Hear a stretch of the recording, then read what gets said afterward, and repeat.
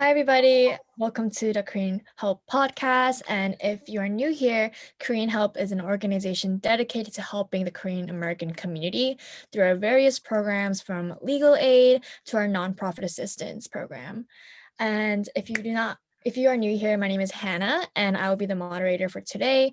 And generally, I am the community outreach coordinator of Korean Help. Hi, I'm Yunho. I'm the program coordinator for Korean Help. Hi, I'm Harold. I'm from the network and navigating team. Hi, and I'm JD, the advisor for Korean Help. And today we have collected a bunch of news articles concerning the Asian community and anything that has been going on. And today we have some heavy material. I know that we were discussing previously about some burglaries that were happening targeting the Asian community. And if you can you talk a little bit more about that for us today? Yeah, so I got this article off the Times. 8 men were recently charged for a multi-state burglary ring that mainly targeted Asian restaurant owners in 4 states: New York, New Jersey, Pennsylvania, and Delaware. Yeah, Asians, like, they were targeted because the thieves, like, they assumed that Asians keep a lot of cash in their homes, which is like kind of true. And it's also like the assumption that Asians are like non-confrontational and like won't report these things to the police due to language barriers. Yeah, and like this like burglary ring thing happened between 2016 and 2019. Like the people that were recently charged, but it's just now that they're like getting caught, like for like all the consequences and stuff. Yeah, and like it just like this article stood out to me because like someone I know, like their home in Queens, Bayside, Queens, got robbed like pretty recently. Yeah. So Yeah, I think it's just crazy. that's insane. 3 years, you said 2016 to 2019, right? Yeah, That's I think that's what the article said. and it was like around like 50 homes that were Yeah, burglarized. 50 homes. And I can't believe that they weren't able to trace it until now. And 8 people that were part of this. And I think it really just goes to show how much it's real, like the whole targeting Asian thing that's going on. And I sympathize for your friend that had to go through such a scary experience. How long ago was that? You said like around a week ago. Like, and maybe like a month or two ago, because like parents told us like much later because they didn't want us to like get worried and stuff. Yeah, and then like my friend was really mad because like they didn't really report it to the police. Yeah, it's like an Asian thing, I guess. Yeah, I'm trying to like think, like let's say if my family got burglarized, like I wonder if my parents would have like gone straight to the police too, if that makes sense. Like I feel like I'm not sure, but the sense that I get is that I feel as if Asian family try to do things first on their own terms, like try to fix a problem themselves, and then like it takes a minute to go ask for help externally. What do you guys think? Like if for a lot of like problems, like hypothetically, if there was a crime committed, like burglary, do you feel as if your family would have gone straight to the police? Oh well, I think like their reasoning was like they already had like their house like kind of rummaged through, and that's like traumatizing. And then Yeah, it is. like more people like cops like coming in and like whole thing, and like they were like, oh, they probably won't even like help that much. But I feel like you still need to like report.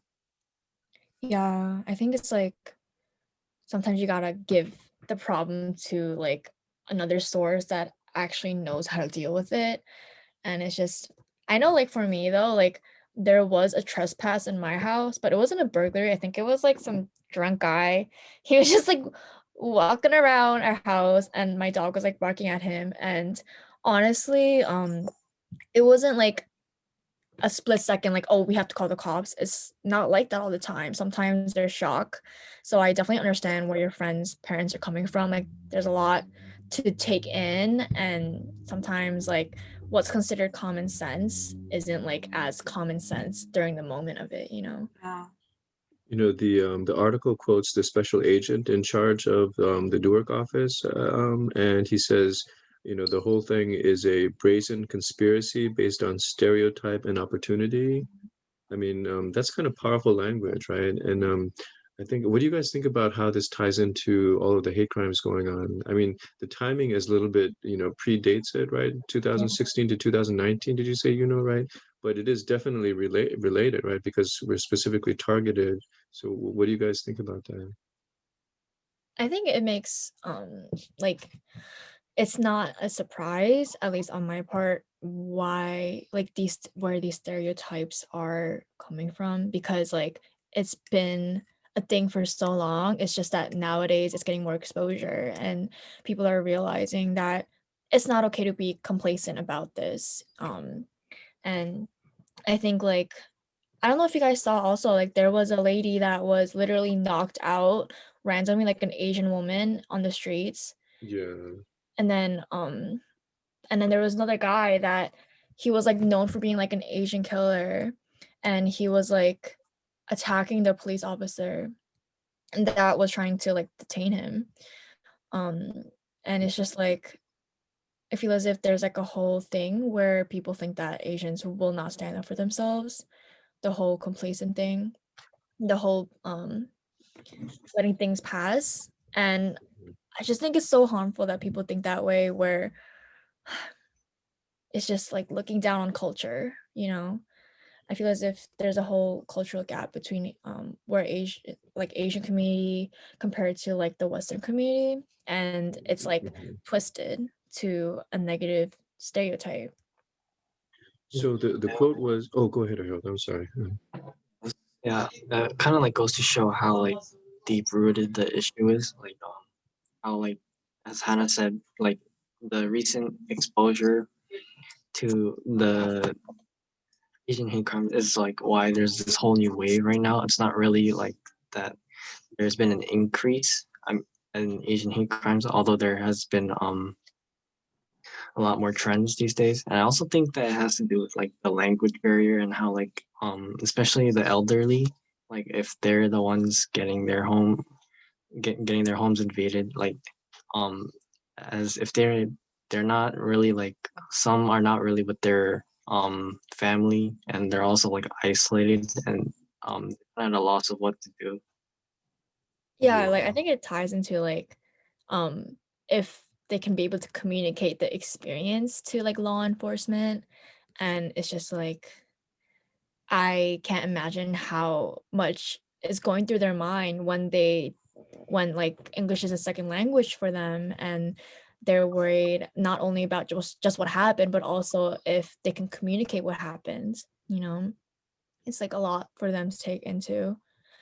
Yeah. Yeah, Yeah. what bothers me so much, with the patterns and all these hate crimes and in these burglaries too, is that, they're taking advantage of, Yeah. really, innocent, people who contribute to society. They're not hurting anybody. They're just trying It's to make just a like living. we're, yeah, we're quietly living our lives, and then we're targeted for that, right?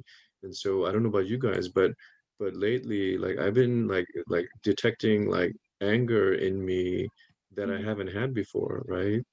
So I mean, because like a matter of justice, right? When if it like a strong Yeah. person is being targeted, that's another matter, right? But if, anyways, yeah, it's just so upsetting. Yeah, like these robberies in the article, like they took place between 2016 and 2019. So that was a couple of years ago. So that's like kind of making me think like robberies, like these kind of crimes have been happening to Asians. It's just like now getting traction because of Interesting, very interesting. stuff going on right now. Well, I know, like for example, in LA and to a lesser extent in New York City, Korean, like, business owners, like, they, like the article sort of mentions, right? They have a lot of cash, and then, they go from the business to home. And so, yeah, unfortunately, criminals do target that, right? And so, Koreans who are in business, in like, rougher, more dangerous neighborhoods, a lot of times they're aware of that, and so they take precautions, right? But this seems to have been like expanding it to just, to people's homes, which is, I don't know, yeah, very upsetting. Yeah. Yeah. I think it's just like I'm trying to be impartial with it, but just thinking about the fact that there were 50 burglaries and it took so long for the perpetrators to be caught is kind of like mind blowing to me because it's like, okay, like all these homes, they're all like Asian families and they're all getting burglarized, and it's just like the dots are there. Like why weren't they connected faster? But Mhm. it's like I'm just trying to like understand like also like the point of view of the law enforcement, and just like I feel as if there's like a lot to the story than like we know. But like what is like obvious is that there's just vivid racism being in play right now. And like I think Mhm. that's something that I want to touch upon and like really hone in on, that like people think that racism is harmless against Asians, but like it's come to a point where there are literal crimes committed against Asians through these stereotypes. And it's just I hope people can realize that racism in any form is harmful, whether that is just like something like saying konnichiwa, like randomly in the street, or literally getting robbed. And yeah, I just hope people understand the problem that racism is and like the breadth of it. Well said. Yeah, me too.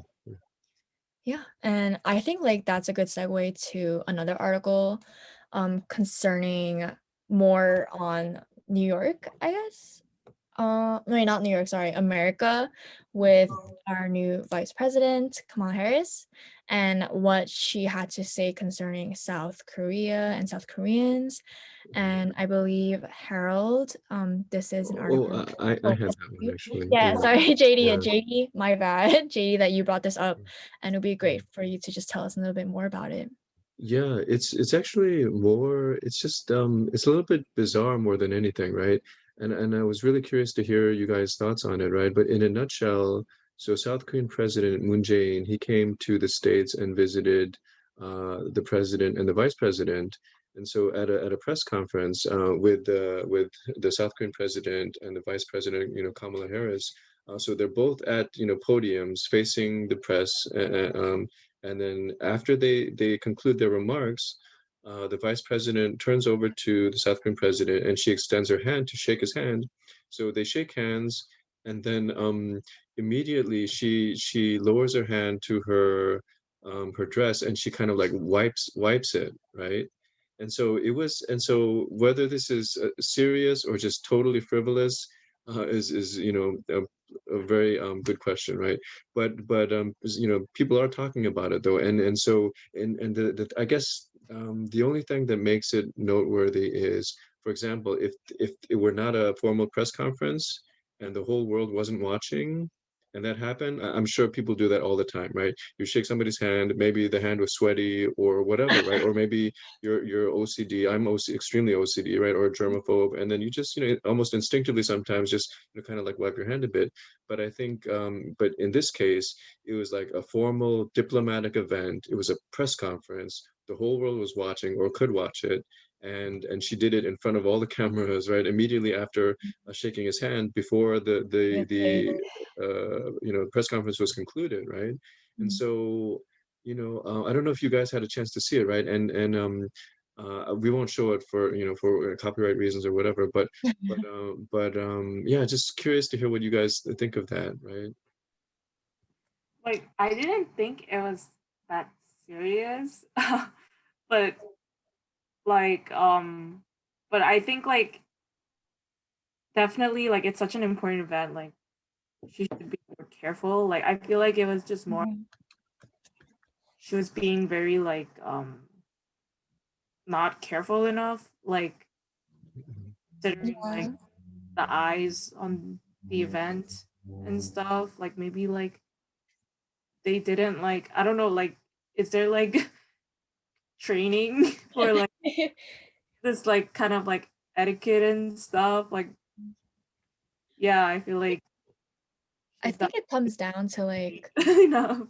yeah, I don't know, like it's like low key, it does seem like they're just butthurt a little bit, but it's also coming down to like being educated about culture and like understanding that South Korea cares a lot about like professionalism and like etiquette. Yes, we And do. Yes, we do. yeah, yeah, as we should, like that's very important, especially when like you're literally talking to the leaders of the world. Like you need to know what is considered manners in that certain setting.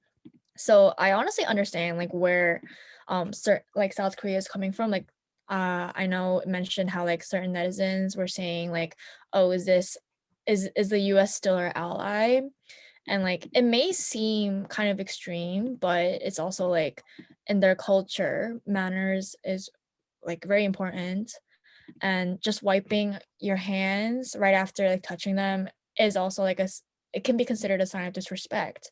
So I think it has a lot to do with like Harris should have been educated on this before even meeting the president, and made sure that her mannerisms were in line with what South Korea deems necessary and like respectful. So I think like this is also like something that she needs to learn from, instead of like being stubborn about it, and like understand like at the end of the day like she made a mistake, even if it's like Yeah. it can be considered blown out of proportion, like it's still a mistake, I feel like. Um, so I think like she still needs to take the right measures to like do better, especially, she's like representing America, that's like huge. Yeah, Harold, with your taekwondo, and where they value like tradition and etiquette stuff, I'm really curious to hear what you think of that. I mean, like on one hand, I want to like kind of believe like she's just very hypersensitive because like COVID and like hygiene and all that. But then to like immediately wipe it, like how sweaty does the hand have to be to, really That's a good question. quick handshake? Exactly. Um, um, from like any like Asian like greeting, I feel like the first impression, especially in like a event like this, is super super important. And like even as a vice president, I'm sure she's like knew that. Like I hope this is just like a little mishap, like a little error that she made, because um and I hope she acknowledges it too, because this is actually very especially to a South Korean president, it's like it's not even disrespectful to him. It's like everyone that looks up Oh and yeah. like to America, like for South Koreans in general, will look at this and probably be feel a certain type of way. So yeah, Mhm. especially hand wiping, it's like kind of like implying that you're kind of dirty and like makes you feel below yourself too. So, Yeah, that's a good point. Like if you're disrespecting the leader, you're kind of disrespecting everybody then. And I was actually wondering, like, for you guys, like, do you guys also kind of catch different mannerisms? Like, you feel as if, like, certain things are different in terms of like South Korean professionalism and etiquette compared to like American etiquette? And do you feel as if like you also take that seriously with your own lives? I was gonna raise that, right? Which is actually to be even more granular, right? So Kamala Harris is, touted as the first ever, Asian vice president, right? Right. Asian Exactly. American vice president. But I do think that shows like the diversity among our Asian different populations It and is groups, a right? group, yeah. And my understanding is she was raised more like non-Asian than Asian. I think in her own words, I think she said that, but still, I think there are expectations, right? Because we have had so little representation But yeah, that's just my 2 cents worth on that. Mm. Yeah, I think like the word is like being Americanized. I definitely relate to being Americanized. But it's also coming down to like making sure that in a formal setting, especially when it comes to like with South Koreans, like I need to also abide and respect the culture that comes with South Korea. And so there's like little differences. Like I don't know about you guys, but like sometimes it's like, oh, like where do you like eye contact can be like disrespectful in different types of like cultures, or like different ways of like skinship, because like I feel like in America like hugging and like skinship is very accepted, but then like in other cultures, including South Korea, it's like not as like okay, especially when there's like a whole like hierarchy level or like superiority going on. And like also in like this case, like the whole like swiping her hands thing, that also goes into how you have to like respect the fact that skinship is like Harold said, like to respect that the skinship is something in terms of like mutual respect and like mutual understanding, rather than like seeing it as something disgusting. Even if it's like now there's a pandemic, I feel like it's still something to take into account that like you got the privilege to shake their hand, you know what I mean? So Yeah. don't like act as if it was disgusting, I guess. Yeah. Um, So like I'm like honestly leaning towards like the South Koreans view on really? Paris. Wow. Wow. Yeah. Like cuz I'm just like in my head I'm like, okay, like they take this very seriously, so you got to respect that, You're in their land, so you got to respect like what's going on, you know. That's like how I'm seeing it. For what it's Do worth, my conclusion is that she it hasn't been that long since she started, right? I mean, she's That's obviously a true. very capable Attorney General for California, a very capable U.S. Senator, right? And so she's new to being the number two spot in the whole country, right? And Mhm. so I think it's very understandable, and I think it wasn't. I mean, it was like noticeable, but not so overt as to be this international incident, right? You know, but Yeah. I do think it was a faux pas, right? Yeah. It was not, it could have been done better, right? Again, because like Harold, like you said, the South Korean president represents some, 30 to 50 million people. I forget the exact population of Korea, but I think it's 50. between Yeah. 30 and 50 million people, right? And yeah, I mean, the number two person in the whole entire country would hopefully learn and do a little better in the future is all I'll say about that. But, Yeah. I think it's um like it's more of me thinking she needs to understand there was a problem. Like people shouldn't pretend it wasn't a problem, but like it doesn't mean to the point where you should hate her and like cancel her. It's yeah, more of yeah, right. like I said, like Yeah. just, like let her like learn from it and give her like another chance at it. Like you said, like it hasn't been that long for her as the VP of America, but like with that label comes like a huge responsibility as well. Yes. You have to live up to that. Yeah. Yeah, I also agree, like she's like pretty new. There's like also COVID and the whole thing. Yeah, it's definitely a faux pas. And I think she probably got like an earful Yeah, she probably or did. like she learned a lot. It was Same. like a learning experience. That's like good. I think it just shows like just because like you're in the position of like president or VP, not everyone has like that diplomatic like education Yeah. or like training. Yeah. Yeah. Like she messed up, but like I also do wonder like, oh, how could she have really seen that happening? I'm just like it's just like it's so hard to like talk about something when you don't even know what they were thinking of, because the article doesn't really mention what Harris was thinking when she wiped her hands. It's like, oh, was she like just like was she wiping it off because she was like like the guy was sweaty, like the president was sweaty, or Yeah, I was gonna was say, there is something there a else, good answer to that though? Exactly. Is Yeah, there that's a good true. explanation? I don't think I don't That know is there true. is. That is true. I mean, she could Yeah. have just like been like super nervous and like Yeah. Oh, like her own hands were sweaty, yeah, I don't That'd be know. Like people crazy. mess up. like Yeah. that all the time. So I yeah. think also with Korea, like South Korea, like there's a lot of scrutiny involved with like netizens. Like there's a lot, for example, like K-pop idols are all and so I'm not surprised that Harris was given this treatment. But at the same time, I feel as if like she shouldn't take it bitterly, but rather like take it as a learning curve and like just move on. Everybody should just move on as long as she learned from it, in my opinion. I agree. Sounds good. Yeah. Yeah. I feel like, yeah. It's just cultures clashing, in my opinion.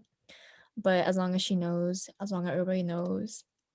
And just like moving back to more closer to home in New York, Harold, I know that you mentioned about New York Mets actually giving some grants to the Asian-owned businesses in New York City, and it would be great if you could like let us know more about that, right? Yeah.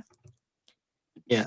So as everyone knows, like due to like the vaccines and the pandemic dying down, um, and also in honor of the Asian American and Pacific Islander Month, which was Oh. May, the New York Mets has decided to give a $10,000 grant to Asian American businesses to like kind of jumpstart them in their recovery, especially since they lost so much. Mm.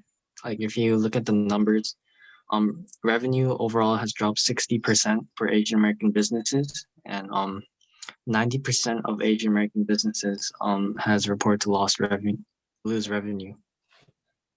So like I think it's like a good opening act for like the American community to start like bouncing back, and like some of the benefits that it can like the grant can help them with is like improving the working environment so that employees can work better and be more comfortable, especially since there's all this stress around Asian hate crimes, and also how they probably had to cut a lot of employees and like expenses to function throughout the pandemic. So yeah, it's a very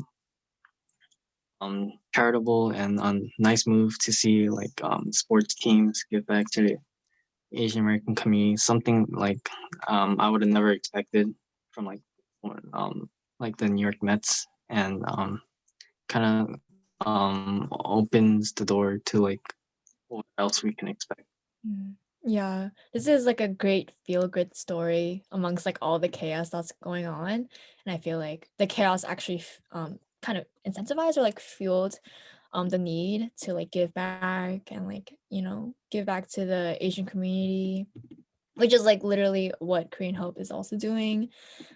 So it's like amazing to see like all the other initiatives and like all the organizations like working towards the same goal to help the Asian community, and it's just like yeah, I was like shook. I was like, "Oh my god, New York Mets out here helping the Asian community. Let's go." It's like, Mm, "Oh my god, this is why I'm a New Yorker." not to get too cynical, but the article says that 10 Asian American businesses got $10,000 each. And Mhm. so, of course, working closely with the different communities around that area, immediately my mind is like, oh, what was the breakdown of the 10 Asian American groups, Well, right? yeah. Yeah, because around that area is heavily like Chinese, right? Like Main Street, Flushing, The Mets like bats that. rang a little. But Sorry about that. oh, no problem. But so and recently, some of us worked on an Asian business roundtable where we gathered, Chinese, Korean, and various South Asian, and we tried to be inclusive of Southeast Asians too, although they couldn't make it to the table this time. But what we see a lot of times is something is called Asian, but it's like 90% or almost exclusively Chinese American. So within the Asian communities, that can be an issue too, right? And so, yeah, I'm very curious. It doesn't say the breakdown, right? But I'm very curious whether, how many Korean American businesses are included, how many South Asian businesses are included, if any Southeast Asian businesses are included, but yeah. But again, maybe that's me being too like cynical, but Yeah, I understand where you're coming from. Like them being grants, like it definitely means that there were certain requirements necessary, but yeah, they don't really tell us what it was. And I feel like it does kind of like simmer down the feel good party a little bit, just seeing that it's only 10 businesses, but at the end of the day, I feel like that's progress, and like that's still something to applaud to, seeing that like there is something given out, and just like, the whole domino effect. If there's something being given out, then there's gonna be more to come, right? Because like there's just a cycle. Yeah. But yeah, I do wonder, like were there Korean businesses also being held, or you know what I mean? Like if there's more diversity in the Asian businesses being helped. I do know that the article says like one of the businesses was like a coffee shop owned by somebody named, I think her name is her last name is Nai. So the founder is Chi Sum Nai, I believe, Mm. of Coffee Project in Long Island City. So that's one of them. So I would guess not Korean and not likely South Yeah. Asian, not likely South Asian, any of the South Asian communities, possibly South Southeast Asian, but not South Asian, but quite possibly Chinese too, right? Either Yeah. Chinese or Southeast Asian. But Yeah, that's what I'm saying. I feel Mm, like East and like Southeast Asians were probably the most heavily impacted. yes. Like, like I don't know, like people not like going to their businesses, and like the hate crimes and stuff. oh yeah, good point. Yeah. Yeah. I know like a noodle shop, like this like famous noodle shop, they had to like let their employees like go home early, Mm, like close early because like they didn't want them like riding the subway late at Oh yeah, night. we talked about that during a previous episode, right? Oh yeah, yeah, yeah. Yeah. yeah, I've definitely heard like very famous like Asian owned businesses. Like there's like a boba place called Boba Guys. I'm pretty sure they had to close down in the New York City because of the COVID-19 pandemic. And it's just like overall, like, in Chinatown, Koreatown, Soho, like a lot of things were going on. And like I'm glad to see that things are picking back up with like, the vaccine and everything. But, that doesn't mean that we should let problems just like be able to be left on the shelf. Like we still need to like be able to point them out and call them out. And like, yeah, JD, like you bring up a really great point. Like it would have been, it's like would be great to like see like a more breakdown of like these businesses and like what came to factor in choosing these businesses for receiving the grants. Yeah. And I just hope like we can see more news of large companies like contributing to the Asian community, especially the small businesses like New York Mets did. Yeah. Yeah, I'll just throw in, right? So, Korean Americans for decades in New York City, right? We've been the great producers of goods and services to the city, right? I mean, everybody knows like, Korean American bodegas and, grocery stores, right? Going to the hard to reach areas, right? Like that's like backbreaking work, right? Fresh produce because it spoils so quickly, right? And so many places throughout the city where they would otherwise have to go without fresh produce, Korean Americans made that possible for decades, right? Relatively more recently, Chinese American business have joined us, and other businesses have joined us, right? But yeah, there's no denying the amazing contributions of Korean American businesses. Yeah.